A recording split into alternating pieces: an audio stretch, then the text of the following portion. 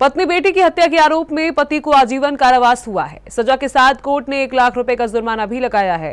Truck cleaner पति अपनी पत्नी पर शक करता चला आ रहा था। आए दिन बोलता था कि बेटी उसकी नहीं है, उससे शक्ल नहीं मिलती। इसी शक के चलते उसने पहले पत्नी का कांच से गला रेता और फिर मासूम को गला घोंट मौत की नींद सुला दिया था।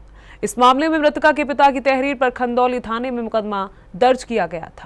शक होने पर ट्रक क्लीनर ने पत्नी और मासूम बेटी की बेरहमी से हत्या कर दी थी। पत्नी का कांच से गला रेता और 1.5 साल की बेटी को गला घोंट मौत की नींद सुला दिया था। पति आए दिन बोलता था कि बेटी की शक्ल उससे नहीं मिलती, वह किसी और की है। इस शक के चलते पत्नी और मासूम को मौत की नींद सुलाने वाले पति को कोर्ट ने आजीवन कारावास के साथ 1 लाख जुर्माना लगाया है। गांव धर्मपुरा फरह मथुरा के रहने वाले बलवीर सिंह की तहरीर पर खंदौली थाने में मुकदमा लिखा गया था। आरोप लगाया गया था कि उसने अपनी पुत्री ममता की शादी गांव पैंतखेड़ा खंदौली के रहने वाले मनमोहन के साथ की थी। शादी के बाद ममता ने एक बेटी को जन्म दिया। ट्रक क्लीनर मनमोहन अपनी पत्नी पर शादी के बाद से ही शक करता चला आ रहा था। बेटी होने पर बोलता था कि बेटी उसकी नहीं है, वह किसी और की है। इस शक में मनमोहन ने 9 अक्टूबर 2022 की रात षड्यंत्र के तहत ममता और उसकी 1.5 साल की बेटी की हत्या कर दी थी। इस मामले में मनमोहन जुरैल, हरिओम सिंह, प्रीतम सिंह, राजन सिंह को 13 अक्टूबर को गिरफ्तार कर जेल भेज दिया गया था। विवेचक ने साक्ष्य के आधार पर हरिओम, प्रीतम सिंह, राजन सिंह की नामजदगी गलत पाए जाने पर मुकदमे में धारा 120B का लोप किया। विवेचक ने विवेचना कर साक्ष्य संकलन और पोस्टमार्टम रिपोर्ट के आधार पर अभियुक्त मनमोहन के खिलाफ 17 दिसंबर